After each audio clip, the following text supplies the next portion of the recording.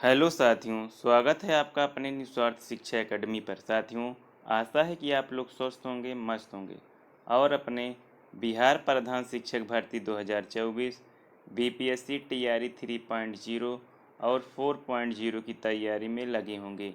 साथियों, उसी से रिलेटेड आज जीके जीएस करंट अफेयर्स की ये 22वीं प्रैक्टिस सेट लेकर आया हूँ, जो कि आपके बीपीएससी एग्ज़ाम में बहुत ही हेल्पफुल होने वाली है। साथियों, इससे पहले आपसे आग्रह है, यदि आप चैनल पर नए हों तो चैनल को सब्सक्राइब अवश्य कीजिए, जिससे आपको समय समय पर नोटिफिकेशन मिलती रहे और अपने तैयारी को आप एक नई दिशा दे सकें, जिससे आपका सिलेक्शन सुनिश्चित हो सके। तो चलिए साथियों, देखते हैं हमारा पहला प्रश्न क्या है। साथियों, हमारा पहला प्रश्न है कि निम्नलिखित में से एक विकल्प को छोड़कर बाकी सभी लोक अदालत के लक्ष्य हैं, वह विकल्प क्या है। साथियों, इससे पहले आपको बता दें कि लोक अदालत क्या है। साथियों, लोक अदालत का अर्थ होता है कि आम आदमी के हाथों में शासन करने का अधिकार सौंपना नहीं है, जबकि इसमें कमज़ोर वर्गों के लिए न्याय सुनिश्चित करना और जो मुकदमे हैं उनको अधिक से अधिक मात्रा में निपटाना और कम लागत और कम देरी में महिलाओं को शीघ्र न्याय प्रदान करना लोक अदालत का कार्य होता है। तो इस 4 विकल्प में बताना है कि कौन सा विकल्प है जो लोक अदालत से संबंधित नहीं है। तो यहाँ पे राइट आंसर ऑप्शन सी हो जाएगा, आम आदमी के हाथों में शासन करने का अधिकार सौंपना। साथियों, लोक अदालत का ऐसा कार्य नहीं है, बाकी ये कमज़ोर वर्गों के लिए न्याय सुनिश्चित करना, मामलों को बड़ी मात्रा में निपटाना और लागत और देरी को न्यूनतम करना, ये सभी लोक अदालत के कार्य हैं।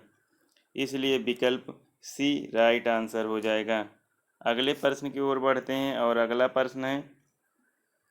साथियों, हमारा अगला प्रश्न है, निम्नलिखित में से कौन योजना आयोग का अध्यक्ष भी होता है। साथियों, यहाँ पे बताना है कि योजना आयोग का अध्यक्ष कौन होता है। साथियों, इससे पहले बता दें कि योजना आयोग जो है, योजना आयोग का नाम बदलकर नीति आयोग कर दिया गया है। नीति आयोग जो है इसका नाम है। तो योजना आयोग के जो अध्यक्ष होते हैं साथियों, वो होते हैं प्रधानमंत्री। इसलिए यहाँ पे राइट आंसर ऑप्शन सी हो जाएगा, प्रधानमंत्री। साथियों, योजना आयोग के गठन की बात करें तो योजना आयोग का जो गठन किया गया था वो 15 मार्च 1950 को किया गया था। साथियों, आपसे प्रश्न पूछ सकता है कि योजना आयोग के प्रथम अध्यक्ष कौन थे। तो योजना आयोग के जो प्रथम अध्यक्ष थे वो पंडित जवाहरलाल नेहरू, जो कि देश के प्रथम प्रधानमंत्री थे, वे जो है योजना आयोग के जो है प्रथम अध्यक्ष थे। तो यहाँ पे योजना आयोग, जो कि अब नीति आयोग के नाम से जाना जाता है, जिसके अध्यक्ष जो प्रधानमंत्री होते हैं। वर्तमान में योजना आयोग के अध्यक्ष श्री नरेंद्र मोदी जी हैं, जो कि देश के वर्तमान प्रधानमंत्री हैं। इसलिए यहाँ पे राइट आंसर ऑप्शन सी हो जाएगा, प्रधानमंत्री। आगे बढ़ते हैं और अगले प्रश्न की ओर देखते हैं। हमारा अगला प्रश्न है, भारत में राज्यों के राज्यपालों की नियुक्ति करने का अधिकार किसके पास है। साथियों, यहाँ पे बताना है कि जो भारत में जो है 28 राज्य हैं, उनके राज्यपालों की नियुक्ति का अधिकार किसके पास है। तो यहाँ पे आपको बता दें, उनके नियुक्ति का जो अधिकार है वो प्रेसिडेंट के पास है, अर्थात राष्ट्रपति जो है वो राज्यों के राज्यपाल की नियुक्ति करते हैं। साथियों, यहाँ पे राइट आंसर ऑप्शन डी हो जाएगा, राष्ट्रपति। आगे बढ़ते हैं, अगले प्रश्न की ओर बढ़ते हैं। अगला प्रश्न देखते हैं। हमारा अगला प्रश्न क्या है साथियों। हमारा अगला प्रश्न है, निम्नलिखित में से कौन राज्य की विधान परिषद में कुल कुछ सदस्यों को नामित करने की शक्ति रखता है। साथियों, यहाँ पे बताना है कि विधान परिषद में कुछ सदस्यों को नामित करने की शक्ति किसके पास होती है। तो यहाँ पे हमारा राइट आंसर हो जाएगा ऑप्शन सी। ऑप्शन सी की बात करें कि संबंधित राज्य के राज्यपाल को जो है यहाँ पे कुछ सदस्यों को नामित करने का अधिकार होता है। साथियों, यहाँ पे आर्टिकल 171 आर्टिकल 171(3) के तहत जब संसद विधि द्वारा अन्यथा उपबंध करे तब विधान परिषद में कुल सदस्य संख्या का निकटतम 5/6 सदस्यों का निर्वाचन होने तथा शेष सदस्यों को राज्यपाल द्वारा मनोनीत किए जाने का प्रावधान है। तो इसलिए यहाँ पे राइट आंसर ऑप्शन सी हो जाएगा, संबंधित राज्य के राज्यपाल जो कि राज्य की विधान परिषद में कुछ सदस्यों की नामित करने का शक्ति रखता है। इसलिए राइट आंसर ऑप्शन सी हो जाएगा। अगले प्रश्न की ओर बढ़ते हैं। अगला प्रश्न देखते हैं। अगला प्रश्न है, निम्नलिखित में से कौन सा संविधान संशोधन अधिनियम प्रारंभिक शिक्षा के मूल अधिकार के रूप में होने से संबंधित है। साथियों, यहाँ पे बताना है कि जो शिक्षा का अधिकार अधिनियम है, जिसे हम RTE राइट टू एजुकेशन के नाम से जाना जाता है, राइट टू एजुकेशन शिक्षा का अधिकार अधिनियम, वो किस संविधान संशोधन के तहत हमको दिया गया। तो यहाँ पे बता दें, यहाँ पे राइट आंसर ऑप्शन सी हो जाएगा। ऑप्शन सी की बात करें तो 86वां संविधान संशोधन अधिनियम 2002 के तहत जो है शिक्षा का अधिकार दिया गया, जिसमें भाग 3 में है, भाग 3 राइट RTI साथियों फंडामेंटल राइट्स में इसके अधिकार दिए गए। इसलिए यहाँ पे 86वां संविधान संशोधन अधिनियम में शिक्षा के मूल अधिकार के रूप में होने से संबंधित है। इसलिए राइट आंसर ऑप्शन सी हो जाएगा। आगे बढ़ते हैं, अगले प्रश्न की ओर देखते हैं। साथियों, हमारा अगला प्रश्न है, निम्नलिखित में से किस राज्य ने सर्वप्रथम पंचायती राज अपनाया था। साथियों, यहाँ पे बताना है कि पंचायती राज व्यवस्था सर्वप्रथम किस राज्य में अपनाया गया था। तो यहाँ पे हमारा राइट आंसर हो जाएगा ऑप्शन बी। ऑप्शन बी की बात करें तो राजस्थान।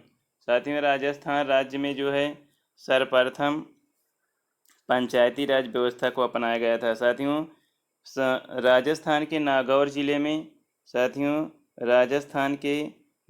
ज़िले में महात्मा गांधी श्री राष्ट्रपिता के जन्मदिन के अवसर पर 2 अक्टूबर 1959 को राजस्थान के नागौर ज़िले में सर्वप्रथम पंचायती राज व्यवस्था जो है, यह बलवंत राय मेहता की सिफारिश पर पंचायती राज व्यवस्था लागू किया गया था। बलवंत राय मेहता समिति। साथियों, आपसे पूछा जा सकता है कि जो त्रिस्तरीय पंचायती राज व्यवस्था देश में अपनाया गया है वो किस समिति से लागू किया गया। तो बलवंत राय मेहता की सिफारिश से जो है पंचायती राज व्यवस्था लागू किया गया, जो कि राजस्थान के नागौर ज़िले में सर्वप्रथम लागू किया गया। इसलिए राइट आंसर ऑप्शन बी हो जाएगा। अगले प्रश्न की ओर बढ़ते हैं। अगला प्रश्न देखते हैं। हमारा अगला प्रश्न है, साथियों, अगला प्रश्न हमारा है कि निम्नलिखित में से कौन सा भारत राज्य का कार्यपालक अध्यक्ष होता है। साथियों, यहाँ पे बताना है कि भारत राज्य का जो कार्यपालक अध्यक्ष होता है वह कौन होता है। तो यहाँ पे बता दें कि भारत राज्य का जो कार्यपालक अध्यक्ष होता है वो हमारे देश का प्रेसिडेंट अथवा राष्ट्रपति होता है। इसलिए यहाँ पे राइट आंसर ऑप्शन बी हो जाएगा। साथियों, आपको बता दें कि भारत में संसदीय शासन प्रणाली जो है लागू होती है, जो कि ये ब्रिटेन से ली गई है। तो यहाँ पे संसदीय शासन प्रणाली है जिसमें भारत का राज्य का कार्यपालक अध्यक्ष राष्ट्रपति होता है। इसलिए राइट आंसर ऑप्शन बी हो जाएगा। आगे बढ़ते हैं, अगले प्रश्न की ओर देखते हैं। अगला प्रश्न है साथियों, कह रहा है कि वित्तीय आपात कितने समय के लिए लागू की जा सकती है। साथियों, वित्तीय आपातकाल की बात करें तो यहाँ पे बताना है कि वित्तीय आपातकाल कितने समय तक लागू की जा सकती है। तो यहाँ पे राइट आंसर ऑप्शन डी हो जाएगा, कोई अधिकतम अवधि नहीं है। साथियों, वित्तीय आपातकाल की कोई अधिकतम अवधि नहीं है। साथियों, वित्तीय आपातकाल की बात करें तो वित्तीय आपातकाल जो है ये आर्टिकल 360 के तहत जो है वित्तीय आपात लगाया जा सकता है, जो कि इसका अधिकार जो है माननीय राष्ट्रपति के पास है, जो कि ये वित्तीय आपातकाल मंत्रिमंडल के सिफारिश पर लगाते हैं, जिसकी कोई अधिकतम अवधि नहीं है, इसलिए राइट आंसर ऑप्शन डी हो जाएगा। आगे बढ़ते हैं, अगला प्रश्न देखते हैं। साथियों अगला प्रश्न है, कह रहा है कि निम्नलिखित में से हमें बताना है कि निम्नलिखित में से कौन से भारतीय संसद के संगठक हैं। साथियों यहाँ पे भारतीय संसद के जो संगठक हैं इसकी बात कर रहा है। तो यहाँ बताना है भारतीय संसद के कितने संगठक हैं अथवा कितने अंग हैं। तो यहाँ पे भारतीय संगठक के जो है अंग की बात करें तो इसमें जो है राष्ट्रपति, राज्यसभा और लोकसभा तीनों जो है भारतीय संसद के संगठक हैं। तो इसलिए यहाँ पे राइट आंसर ऑप्शन डी हो जाएगा। केवल 1, 2 और 3, राइट आंसर ऑप्शन डी हो जाएगा।